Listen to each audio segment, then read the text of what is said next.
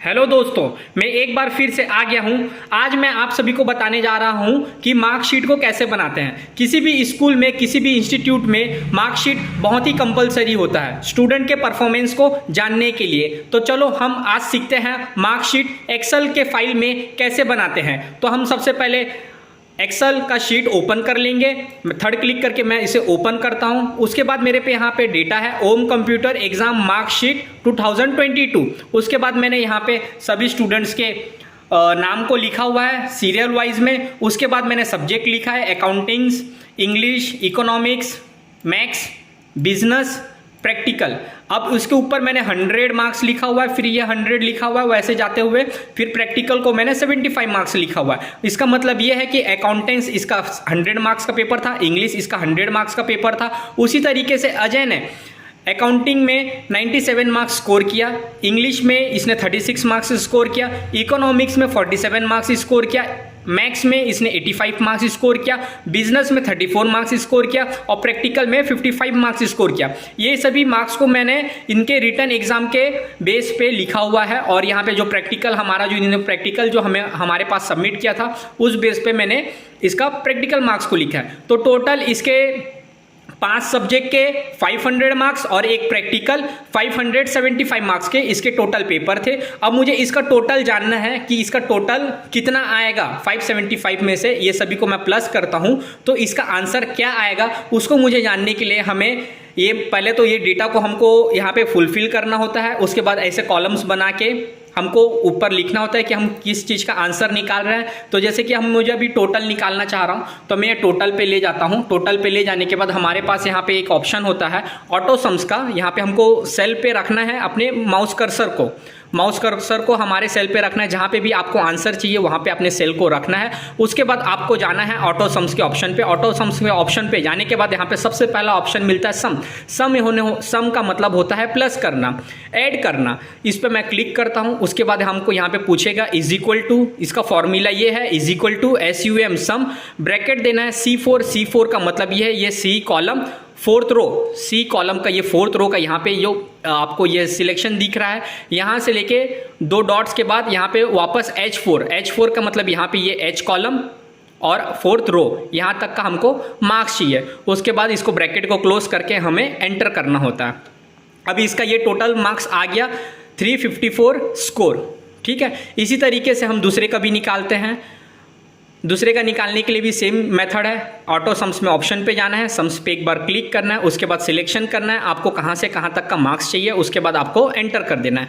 अब ऐसे सभी का निकालेंगे तो बहुत समय लगेगा। तो हमारे पास एक ऑप्शन ये रहता है कि यहाँ पे ये जो सेल को हमने जो सिलेक्ट किया उस पर नीचे छोटा सा एक डॉट रहता है। उस डॉट पर जैसे ही हमारा माउस एरो जाएगा हमारे माउस एरो का डिज़ाइन चेंज हो जाएगा। उस डिज़ाइन को पकड़ के हमें ड्रैग करके जहाँ तक हमें फुलफिल करना है वहाँ तक हमको ड्रैग करना है और इसको छोड़ देना है। उसके बाद हमारे पास सभी का आंसर ऑटोमेटिक यहाँ पे आ जाएगा। एवरेज निकालने के लिए भी सेम हमारे पास ऑप्शन है। हमको एवरेज पे जहाँ पे भी हमको आंसर निकालना है वहाँ पे रखना है अपने सेल को। उसके बाद ऑटो सम्स के ऑप्शन पे क्लिक करना है। यहाँ पे हमारे पास एवरेज ऑटोमेटिक फॉर्मूला दिया गया है। एवरेज पे एक बार आपको बस क्लिक करना है। उसके बाद यहाँ से आपको सिलेक्शन करना है। अब सिलेक्शन यहाँ पे कहाँ तक दिखा रहा है I4 तक का। ये I4 क्या है हमारा टोटल। तो हमको टोटल मार्क्स का तो नहीं चाहिए, हमें सिर्फ 5 सब्जेक्ट और एक प्रैक्टिकल का एवरेज निकालना है। तो हम इसको क्या करेंगे I4 को मिटा के या इरेज करके हम उसको लिख देंगे G4 नहीं, G के बाद H4 लिखते ही हम इसको एंटर कर देंगे। एंटर करते ही हमारे पास ये एवरेज आ गया। आप चाहो तो सभी का एवरेज एक एक करके भी निकाल सकते हो, अन्यथा आप इसे ड्रैग करके भी आप पूरे तरीके से निकाल सकते हो। मैं पूरे को ड्रैग करके निकाल रहा हूँ। ये सभी का एवरेज आ गया हमारे स्टूडेंट का।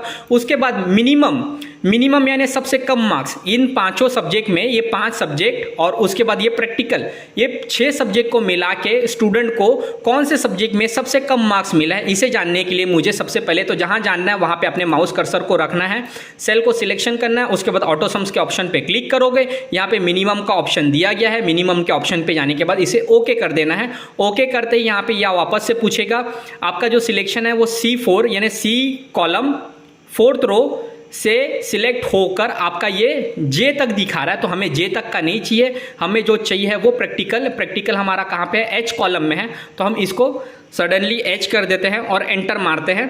एंटर मारते ही हमको ये बता देगा कि सबसे कम मार्क्स इसको 34 मार्क्स मिला है। अब हम यहाँ पे चेक कर लेते हैं, ये 97 है, ये 36 है, ये 47 है, ये 85 है, ये 34 है और 55। इसमें सबसे कम नंबर है 34, तो ये आंसर इसका सही है। इसको भी हमको सभी का आंसर निकालना है, तो हम क्या करेंगे, छोटे से बॉक्स पे जाके इसे हम पकड़ के माउस एरो की से ड्रैग कर देंगे। ड्रैग करते ही ये सभी का आंसर हमारे पास आ जाता है।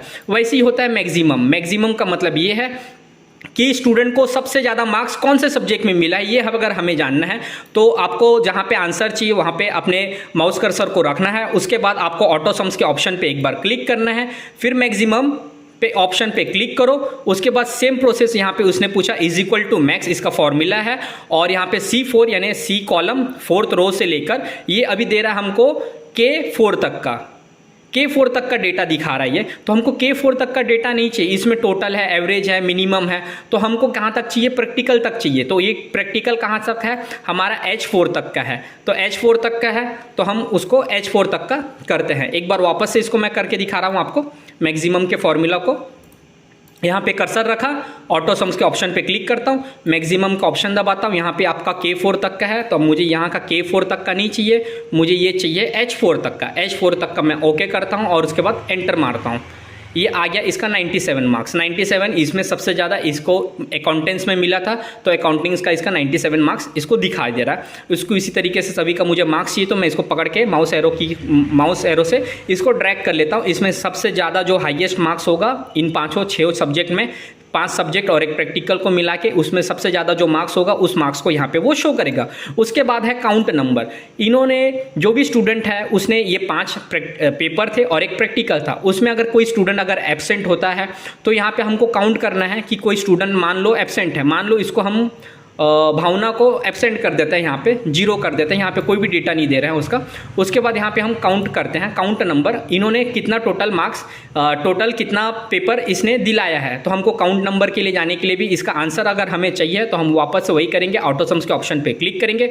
उसके बाद काउंट नंबर यहाँ पे मिलता है, काउंट नंबर पे एक बार ओके कर देंगे। उसके बाद सेम चीज़ है, यहाँ का सिलेक्शन यहाँ पे दिखा रहा है, टोटल को भी दिखा रहा है, उसके बाद एवरेज को दिखा रहा है, मिनिमम को दिखा रहा है, मैक्सिमम को दिखा रहा है, पर हमें कहाँ तक का चाहिए, H4 तक का चाहिए। तो यहाँ से सेम हम पहले यहाँ से L को डिलीट करके H लिख देते हैं और एंटर करते हैं। अब यहाँ पे आ गया 6 सब्जेक्ट, और इस तरीके से हम ड्रैग करके नीचे जाते हैं, ये पूरा आ गया 6 सब्जेक्ट। यहाँ पे जो 0 है इसको हटा देते हैं। उसके बाद जैसे कि ये भावना इकोनॉमिक्स के पेपर में अगर एब्सेंट थी तो उसके डेटा में क्या दिखा रहा है हमको, 5। मतलब सबका अगर 6 सब्जेक्ट का पेपर हुआ है तो इसका सिर्फ 5 सब्जेक्ट का पेपर हुआ है। अब जो सबसे ज़्यादा मेन फॉर्मूला होता है वो होता है परसेंटेज। अब परसेंटेज को कैसे निकालते हैं, आओ हम आपको सिखाते हैं परसेंटेज को कैसे निकालते हैं। एवरेज और परसेंटेज दोनों चीज़ अलग अलग होती है। अब मैं परसेंटेज आपको कैसे निकालते हैं ये बता रहा हूँ। इसमें इसके लिए आपके पास फॉर्मूला होता है, यहाँ पे ऑटो सम्स में इसका ऑप्शंस नहीं होता, ठीक है। और इसका परसेंटेज का फॉर्मूला निकालने के लिए आपके पास एक ही 2 ऑप्शन होते हैं, आपको फॉर्मूला याद करना होता है। फॉर्मूला कैसे याद करोगे आप और क्या लिखोगे, यहाँ पे सबसे पहले तो परसेंटेज के फॉर्मूला आपको जहाँ पे भी आंसर चाहिए वहाँ पे आपके माउस कर्सर को होना जरूरी है। उसके बाद आपको इज इक्वल टू लगाना है। इज इक्वल टू लगवाने के बाद आपको ये जो टोटल मार्क्स है उसको प्रेस करना है। आपका टोटल मार्क्स है I4 पे, यहाँ पे I4 लिखाया है, यहाँ टोटल मार्क्स इस प्लेस कहाँ पे I4 लिखाने के बाद यहाँ पे इसको डिवाइड कर देना है। कितने से डिवाइड करोगे, पूरा टोटल मार्क्स कितना है 575, तो इसको 575 मैंने लिख दिया। उसके बाद मल्टीप्लिकेशन का सिंबल लगा के इसको 100 करना है और एंटर कर देना। यही परसेंटेज का फॉर्मूला होता है। जैसे ही मैं एंटर करूंगा यहाँ पे इस स्टूडेंट का, अजय स्टूडेंट का परसेंटेज आ गया। वैसे आप सभी स्टूडेंट का अलग अलग भी निकाल सकते हो। अगर आप अलग अलग नहीं निकालना चाहते तो आप माउस एरो की से इसको ड्रैग करके सभी का फॉर्मूला एक साथ निकाल सकते हो। ये तो आपका परसेंटेज का फॉर्मूला निकल गया। जैसे ही परसेंटेज का फॉर्मूला पूरा निकलने के बाद हमारे पास ऑप्शन है ग्रेड का। ग्रेड कैसे मिलता है, ए ग्रेड मिलता है। उसके बाद आपका ए ग्रेड के बाद first division, second division, third division और फेल का एक सिंबल मिलता है आपको। तो वो ग्रेड का फॉर्मूला कैसे निकालते हैं मैं आपको बताने जा रहा हूँ। वो फॉर्मूला कैसे निकालेंगे, आपको ग्रेड के जहाँ पे भी आंसर चाहिए वहाँ पे आपके माउस कर्सर को रखना है। उसके बाद आपको इज इक्वल टू लगाना है। किसी भी फॉर्मूला को लिखने से पहले आपको इज इक्वल टू लगाना बहुत ज़्यादा जरूरी होता है। इज इक्वल टू लगवाने के बाद आपको इफ़ करना है, इफ़ यानी क्या, और उसके बाद आपको ब्रैकेट लगाना है। ब्रैकेट लगाते ही आपको पहले परसेंटेज, अगर ये आपका परसेंटेज कहाँ पे है, N4 पर, N रो 4th कॉलम N4। अब आपको N4 पे एक बार कर्सर करके क्लिक करो। उसके बाद अगर ये ग्रेटर देन, अगर N4 में जो भी डेटा दिया गया है उससे अगर 75 से अबव आता है तो आप क्या करोगे, उसको A+ कर दोगे या A दे दोगे।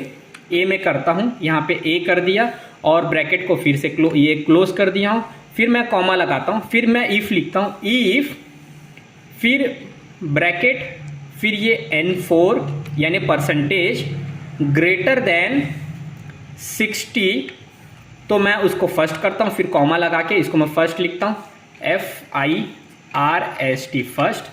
फिर मैं इसको क्लोज करता हूँ, फिर एक कॉमा लगाता हूँ। कॉमा लगाने के बाद यहाँ पे आप ऊपर भी देख सकते हो परसेंटेज, यहाँ पे अगर शो नहीं हो रहा होगा ढंग से तो आप यहाँ पे ऊपर भी देख सकते हो, ऊपर भी लगी रहा है वो चीज़, ठीक है। फिर मैं लिखता हूँ इफ,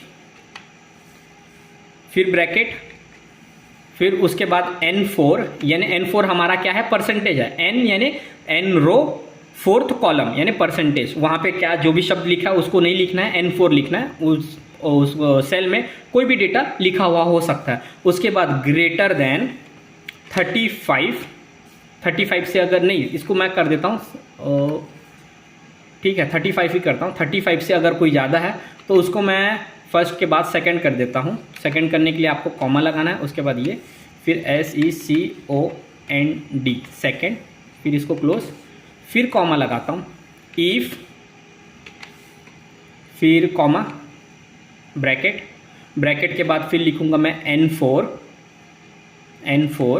लेस देन यानी N4 में जो भी डेटा है अगर उससे लेस देन यानी कम, 35 से अगर कोई बच्चा कम लाता है तो उस कंडीशन में वो उस डेटा को फेल शो करे। फेल मैंने लिख दिया, उसके बाद क्लोज। अब हमने जितना भी ब्रैकेट लगाया था हमने उसे अभी तक क्लोज नहीं किया है। ब्रैकेट कितना लगाया हमने, एक 75 पे एक, 60 पे एक और 35 पे एक और 35 से फेल वाले में एक, यानी टोटल हो गया है ये 4। तो हमको 4 बार ब्रैकेट लगा के इसको अब क्लोज करना है, 1 2 3 4, और उसके बाद मैं इसको एंटर करके आंसर देखता हूँ इसका। एंटर किया, अब ये फर्स्ट दिखा रहा है। अब फिर फर्स्ट क्यों दिखा रहा है, ये हमने यहाँ पे लिखा था अगर 60 से 75 के बीच में कोई भी स्टूडेंट होता है तो वो फर्स्ट आए, 75 के ऊपर कोई होता है तो वो A डिवीज़न में आता है, और 35 टू 60 के बीच में कोई स्टूडेंट होता है तो वो सेकंड, और 35 से नीचे कोई स्टूडेंट है तो उसे वो फेल शो करे। तो हम इसे ड्रैग करके देखते हैं कि डेटा क्या शो करता है। अब मैंने इसको ड्रैग करके नीचे किया। उसके बाद सेम चीज़ यहाँ पे है कि यहाँ पे अब 58% एक स्टूडेंट है वो सेकंड दिखा रहा है, उसके बाद फर्स्ट है, उसके बाद यहाँ पे फेल है। 35 से नीचे कोई स्टूडेंट है तो उसको वो फेल शो कर रहा, 34.96%। इस तरीके से आप ग्रेड भी निकाल सकते हो। उसके बाद आता है फाइनल रिजल्ट। फाइनल रिजल्ट को कैसे निकालते हैं इसको मैं आपको बताता हूँ। इसका फॉर्मूला भी सेम है, इज इक्वल टू आपको सबसे पहले लगाना है, फिर इफ़ लिखना है, इफ़ लिखने के बाद आपको ब्रैकेट लगाना है, ब्रैकेट लगाने के बाद आपको जो ये N4 जो सेल है हमारा परसेंटेज उसको क्लिक करना है, और उसके बाद अगर ग्रेटर देन 35 से, अगर 35 से इस परसेंटेज में जो भी डेटा है अगर स्टूडेंट 35 से अबाउ है तो उस कंडीशन में उसको वो पास शो करे। इसको मैं क्लोज करता हूँ, फिर कॉमा, फिर उसके बाद इफ़, फिर ब्रैकेट, ब्रैकेट लगाने के बाद N4 जो हमारा परसेंटेज का डेटा है वो N4 लेस देन यानी अगर 35 से कोई स्टूडेंट कम है तो उसको वो फेल शो करे। यहाँ पे फेल लगा दिया और ये क्लोज, और उसके बाद हमने अभी ब्रैकेट कितना दिया है 1 और 2। अब मैं 2 ब्रैकेट लगा के इसको मैं क्लोज करता हूँ और एंटर करता हूँ। अब ये पास का सिंबल दिखा रहा है। अब यहाँ से इसको मैं ड्रैग करके नीचे आता हूँ, ये ड्रैग करके नीचे आया। अब यहाँ पे एक ऑप्शन पे इसने फेल दिखा है, फेल इसलिए दिखाया कि ये 34.96% है, इसलिए क्योंकि 35% से कम है इसलिए इसने इसको फेल कर दिया। उसके बाद एक स्टूडेंट और फेल है, यहाँ पे 29.39% आया, इसलिए इसने रिजल्ट में इसको शो किया फेल। जैसे कि अब ये इसको मैं चेक करता हूँ, अगर ये 34.96 है, अब हो सकता था या मान लिया जाए कि इसको किसी सब्जेक्ट में थोड़ा सा मार्क्स एक्स्ट्रा करता हूँ मैं। आप रो को देखते रहिएगा। जैसे कि इसको मैं 30 करता हूँ, 30 करने से क्या ये पास होता है, अब ये पास हो गया। अब ये सेकेंड डिवीज़न में भी आ गया, 35 से थोड़ा सा बड़ा, और ये पास भी हो गया। 36.35 आया, सेकेंड डिवीज़न भी आ गया और पास हो गया। मतलब आप यहाँ पे डेटा कोई भी चेंजेस करोगे, यहाँ पे कोई भी डेटा आप अगर चेंजेस करते हो तो उसका पूरा आपको फॉर्मूले पे इफेक्ट देखने को मिलेगा। जैसे कि मैं इस जगह पे ये 26 है, इसको मैं 100 करता हूँ, 100 मार्क्स करता हूँ। उसके बाद फिर इसको मैं 100 करता हूँ, फिर इसको मैं 100 करता हूँ। यहाँ पे सब जगह चेंजेस हुआ। इसका टोटल में भी चेंजेस हुआ, एवरेज भी चेंजेस हुआ, मिनिमम भी चेंजेस हो गया, मैक्सिमम भी चेंजेस हो गया। उसके बाद इसके परसेंटेज में भी चेंजेस आ गए, उसके बाद इसके ग्रेड में भी चेंजेस आ गए, और रिजल्ट तो एज इट इज ही रहेगा क्योंकि इसको 35% से ऊपर मार्क्स मिला था। इसलिए आपको ये मार्कशीट कैसा लगा ज़रूर बताइएगा। Thank you.